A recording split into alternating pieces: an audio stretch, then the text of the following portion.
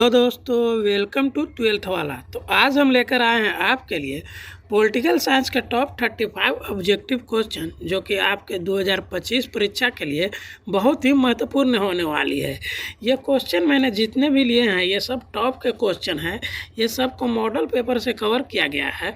तो चलिए शुरू करते हैं आज का पहला सवाल शुरू करने से पहले आप लोगों से रिक्वेस्ट है कि अगर आप लोग हमारे चैनल पर नए हैं तो हमारे चैनल को सब्सक्राइब कर दें और इसी प्रकार के वीडियो हम आपके लिए लाते रहेंगे। तो चलिए शुरू करते हैं आज का पहला सवाल है, गोवा पर किस विदेशी राज्य का शासन था? इसके ऑप्शन है, option A Britain, option B चीन, ऑप्शन सी पुर्तगाल, ऑप्शन डी रूस। अगर आप लोगों को इस क्वेश्चन का आंसर मालूम होगा तो आप लोग कमेंट में ज़रूर लिखिएगा और कमेंट में ये ज़रूर बताइएगा कि आप लोगों का 35 सवाल में से कितना सवाल सही हुआ। तो इसका सही आंसर होगा ऑप्शन नंबर सी, पुर्तगाल। गोवा पर पुर्तगाल राज्य का शासन था। 2 नंबर सवाल है, ताड़ी विरोधी आंदोलन किस राज्य से संबंधित है? इसके ऑप्शन है, option A Maharashtra, option B Gujarat, option C Jharkhand, option D Andhra Pradesh. और इसका सही आंसर होगा option number D, Andhra Pradesh. 3 number सवाल है, मेघा पाटेकर का नाम किस आंदोलन से जुड़ा हुआ है? इसके ऑप्शन है, ऑप्शन ए नर्मदा बचाओ आंदोलन, ऑप्शन बी चिपको आंदोलन, ऑप्शन सी ताड़ी विरोधी आंदोलन, ऑप्शन डी टिहरी बांध आंदोलन। और ये क्वेश्चन बहुत ही इम्पोर्टेंट है। अगर आप लोगों का इसका आंसर मालूम है तो आप लोग कमेंट में ज़रूर बताइए। इसका सही आंसर होगा ऑप्शन नंबर ए, नर्मदा बचाओ आंदोलन। 4 नंबर सवाल है, सरदार सरोवर बांध किस नदी पर बना है? इसके ऑप्शन है, option A Ganga, option B Sindhu, option C Narmada, option D Brahmaputra. आप लोग इसका आंसर बताइए। देखते हैं आज कौन कौन स्टूडेंट 35 में 35 लाते हैं। इसका सही आंसर होगा ऑप्शन नंबर सी, नर्मदा। सरदार सरोवर बांध नर्मदा नदी पर स्थित है। 5 नंबर सवाल है, सूचना का अधिकार आंदोलन किस राज्य से आरंभ हुआ? इसके ऑप्शन है, option A Bihar, option B Rajasthan, option C Uttar Pradesh, option D Haryana. आप लोग इसका आंसर बताइएगा। इसका सही आंसर होगा ऑप्शन नंबर बी, राजस्थान। सूचना का अधिकार आंदोलन राजस्थान राज्य से आरंभ हुआ था। 6 नंबर सवाल है, तेलंगाना का आंदोलन किस राज्य से संबंधित था? इसके ऑप्शन है, option A Andhra Pradesh, option B Jharkhand, option C Uttar Pradesh, option D Maharashtra. और इसका सही आंसर होगा option number A, Andhra Pradesh. Telangana का आंदोलन आंध्र प्रदेश राज्य से संबंधित है। 7 नंबर सवाल है, नेशनल कॉन्फ्रेंस किस राज्य से संबंधित है? इसके ऑप्शन है, option A Bihar, option B Uttar Pradesh, option C Jammu Kashmir, option D इनमें से कोई नहीं। और इसका सही आंसर होगा option number C, Jammu Kashmir. National Conference Jammu Kashmir से संबंधित है। 8 नंबर सवाल है, सुंदरलाल बहुगुणा का नाम किस आंदोलन से जुड़ा है? इसके ऑप्शन है, ऑप्शन ए कृषकों के आंदोलन, ऑप्शन बी चिपको आंदोलन, ऑप्शन सी श्रमिकों के आंदोलन, ऑप्शन डी इनमें से कोई नहीं। और इसका सही आंसर आप लोगों को मालूम ही होगा कि इसका सही आंसर होगा ऑप्शन नंबर बी, चिपको आंदोलन। चिपको आंदोलन होगा। सुंदरलाल बहुगुणा का नाम किस आंदोलन से जुड़ा है? तो चिपको आंदोलन से। 9 नंबर सवाल है, द्रविड़ आंदोलन किस राज्य तक सीमित रह गया? इसके ऑप्शन है, option A Kerala, option B Karnataka, option C Tamil Nadu, option D इनमें से कोई नहीं। और इसका सही आंसर होगा option number C, Tamil Nadu. Dravid आंदोलन तमिलनाडु राज्य तक सीमित रह गया था। 10 नंबर सवाल है, जम्मू कश्मीर किस वर्ष तक उग्रवादी आंदोलन के गिरफ्त में आ चुका था? इसके ऑप्शन है, ऑप्शन ए 1989 तक, ऑप्शन बी 1980 तक, ऑप्शन सी 1985 तक, ऑप्शन डी 1995 तक। जम्मू कश्मीर जो है 1987 के शुरुआत में उग्रवाद वहाँ पर आ चुका था। 1987 के शुरुआत में उग्रवाद आ चुका था, स्टार्ट हो चुका था मतलब। और 1989 आते आते तक आंदोलन उग्रवादी आंदोलन के गिरफ्त में आ चुका था। तो इसका सही आंसर होगा ऑप्शन नंबर ए। 11 नंबर सवाल है, किस भाषा के आधार पर 1953 में आंध्र प्रदेश का गठन हुआ? इसका ऑप्शन है option A Tamil, option B Malayalam, option C Kannada, option D Telugu. तो आप लोगों को मालूम ही होगा दोस्तों इसका आंसर क्या होगा। इसका आंसर कमेंट में ज़रूर लिखिएगा। इसका सही आंसर होगा option number D Telugu.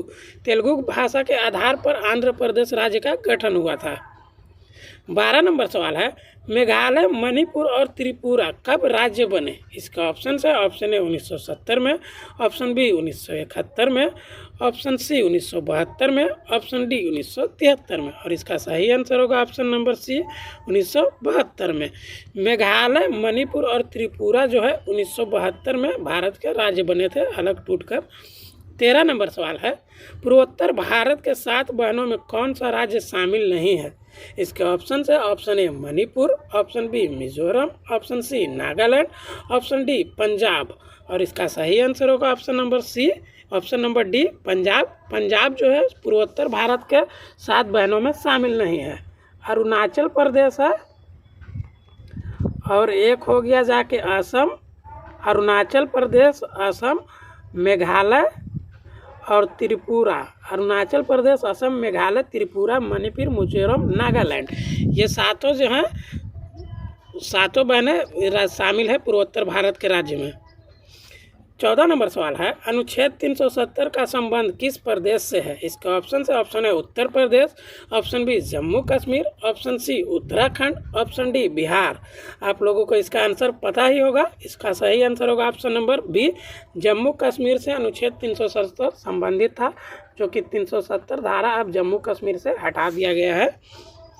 15 number सवाल है, द्रविड़ आंदोलन में किस बात पर ज़्यादा जोर था? इसका ऑप्शन है ऑप्शन ए राष्ट्रीयता, ऑप्शन बी क्षेत्रवाद, ऑप्शन सी जातिवाद, ऑप्शन डी इनमें से कोई नहीं।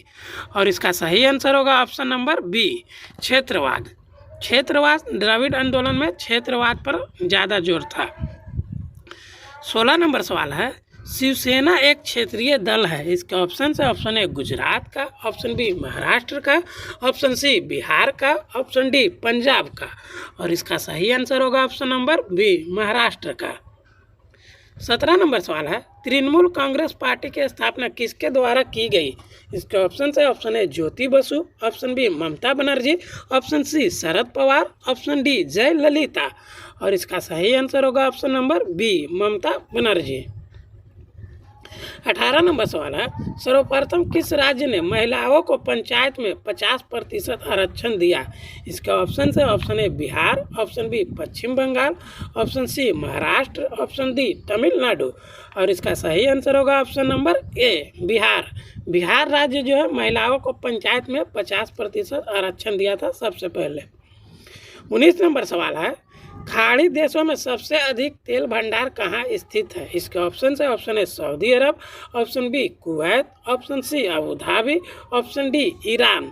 और इसका सही आंसर होगा option number A, Saudi Arab. खाड़ी देशों में सबसे अधिक तेल भंडार जो है सऊदी अरब है। और कच्ची तेल भंडार सबसे अधिक वेनेजुएला देश के पास है।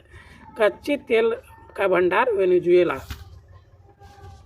20 नंबर सवाल है, क्योटो प्रोटोकॉल किससे संबंधित है? इसके ऑप्शन संबंधित है। इसके ऑप्शन से ऑप्शन ए ऑक्सीजन में वृद्धि, ऑप्शन बी कार्बन डाइऑक्साइड की निकासी, ऑप्शन सी ग्रीन हाउस गैसों का उत्सर्जन, ऑप्शन डी वायुमंडल का प्रदूषण। और इसका सही आंसर होगा option number C, green house गैसों का उत्सर्जन से संबंधित है। 21 नंबर सवाल है, ग्रीन हाउस गैस का उत्सर्जन में सबसे ज़्यादा हिस्सा किसका है? इसका ऑप्शन है ऑप्शन ए विकासशील देशों का, ऑप्शन बी अविकसित देशों का, ऑप्शन सी विकसित देशों का, ऑप्शन डी इनमें से कोई नहीं। और इसका सही आंसर होगा ऑप्शन नंबर सी, विकसित देशों का। 22 नंबर सवाल है, पंचायती राज शामिल है। इसका ऑप्शन है ऑप्शन ए केंद्र सूची में, ऑप्शन बी राज्य सूची में, ऑप्शन सी समवर्ती सूची में, ऑप्शन डी इनमें से कोई नहीं। और इसका सही आंसर होगा ऑप्शन नंबर बी, राज्य सूची में। पंचायती राज जो है राज्य सूची में शामिल है। 23 नंबर सवाल है, राज्यसभा धन विधेयक को कितने दिनों तक रोक सकती है? इसके ऑप्शन है ऑप्शन ए 30 दिन, ऑप्शन बी 14 दिन, ऑप्शन सी 18 दिन, ऑप्शन डी 45 दिन। और इसका सही आंसर होगा ऑप्शन नंबर बी, 14 दिन। राज्यसभा जो है धन विधेयक को 14 दिनों तक रोक सकती है, 14 दिनों तक। 24 नंबर सवाल है, अंतर्राष्ट्रीय न्यायालय में कितने न्यायाधीश होते हैं? इसके ऑप्शन है, option A 12, option B 15, option C 17, option D इनमें से कोई नहीं। और इसका सही आंसर होगा ऑप्शन नंबर बी। आप लोगों को पता ही होगा कि अंतर्राष्ट्रीय न्यायालय में 15 न्यायाधीश होते हैं। 25 नंबर सवाल है, चुनाव के लिए आदर्श आचार संहिता कौन जारी कर सकता है? इसके ऑप्शन है, ऑप्शन ए सांसद, ऑप्शन बी राष्ट्रपति, ऑप्शन सी चुनाव आयोग, ऑप्शन डी मुख्य न्यायाधीश। और इसका सही आंसर होगा ऑप्शन नंबर सी, चुनाव आयोग। चुनाव के लिए आदर्श आचार संहिता चुनाव आयोग जारी करता है। 26 नंबर सवाल है, शून्यकाल संबंधित है। इसका ऑप्शन है, ऑप्शन ए सांसद, ऑप्शन बी न्यायालय, ऑप्शन सी ए और बी दोनों, ऑप्शन डी इनमें से कोई नहीं। और इसका सही आंसर होगा ऑप्शन नंबर ए, सांसद। 27 नंबर सवाल है, पंचायती राज व्यवस्था में सबसे महत्वपूर्ण स्तर किसे माना गया है? इसके ऑप्शन है, ऑप्शन ए जिला परिषद, ऑप्शन बी पंचायत समिति, ऑप्शन सी ग्राम पंचायत, ऑप्शन डी इनमें से सभी। और इसका सही आंसर होगा ऑप्शन नंबर डी, इनमें से सभी। 28 नंबर सवाल है, निम्न में से किस राज्य में पंचायती राज संस्था नहीं है? इसके ऑप्शन है, option A Manipur, option B Mizoram, option C Assam, option D Arunachal Pradesh. और इसका सही आंसर होगा option number B, Mizoram. Mizoram में पंचायती राज संस्था नहीं है। 29 नंबर सवाल है, भारत का परमाणु शक्ति संपन्न देश के श्रेणी में कब शामिल किया गया? इसके ऑप्शन है, option A 2008, option B 2009, option C 2014, option D 2016। और इसका सही आंसर होगा ऑप्शन नंबर ए, 2008। भारत को परमाणु शक्ति संपन्न देश 2008 में शामिल किया गया था। 30 नंबर सवाल है, अंतर्राष्ट्रीय मानव अधिकार दिवस कब मनाया जाता है? इसका ऑप्शन है, ऑप्शन ए 8 मार्च, ऑप्शन बी 5 जून, ऑप्शन सी 1 मई, ऑप्शन डी 10 दिसंबर। और इसका सही आंसर होगा ऑप्शन नंबर डी, 10 दिसंबर। 10 दिसंबर को अंतर्राष्ट्रीय मानवाधिकार दिवस मनाया जाता है। 31 नंबर सवाल है, संयुक्त राष्ट्र संघ का मुख्यालय कहाँ है? इसके ऑप्शन है, option A Geneva, option B Oslo, option C New York, option D Hague. और इसका सही आंसर होगा ऑप्शन नंबर सी, न्यूयॉर्क। संयुक्त राष्ट्र संघ का मुख्यालय न्यूयॉर्क में अवस्थित है। 32 नंबर सवाल है, स्वतंत्र भारत के प्रथम उप प्रधानमंत्री कौन थे? इसका ऑप्शन है, option A doctor Bhimrao Ambedkar, option B K M. Munshi, option C Maulana Azad, option D Sardar Patel. और इसका सही आंसर होगा option number D, Sardar Patel. 33 number सवाल है, सबसे पहले किस राज्य में राष्ट्रपति शासन लगाया गया? इसके ऑप्शन है, option A Andhra Pradesh, option B Punjab, option C Karnataka, option D Bihar. और इसका सही आंसर होगा option number B, Punjab. Punjab में जो है सबसे पहले राष्ट्रपति शासन लगाया गया था। 34 नंबर सवाल है, राज्यसभा का सभापति कौन होता है? इसके ऑप्शन है, ऑप्शन ए मुख्य न्यायाधीश, ऑप्शन बी उपराष्ट्रपति, ऑप्शन सी राष्ट्रपति, ऑप्शन सी अटॉर्नी जनरल। और इसका सही आंसर होगा option number B, attorney, option number B, उपराष्ट्रपति। राज्यसभा का सभापति जो होता है वो उपराष्ट्रपति होता है। 35 नंबर सवाल है, किस संस्थान के पास संविधान की व्याख्या करने का अधिकार है? इसके ऑप्शन है, ऑप्शन ए सांसद, ऑप्शन बी राष्ट्रपति, option C attorney general, option D सर्वोच्च न्यायालय। और इसका सही आंसर होगा ऑप्शन नंबर डी, सर्वोच्च न्यायालय। सर्वोच्च न्यायालय के पास जो है संस्था संविधान की व्याख्या करने का अधिकार है।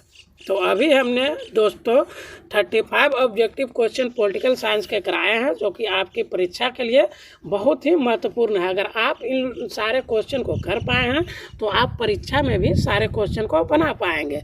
तो आप लोग हमें कमेंट करके ये ज़रूर बताएं कि आप लोगों का 35 सवालों में से कितना सवाल सही हुआ है। तो मिलते हैं अगले वीडियो में। धन्यवाद।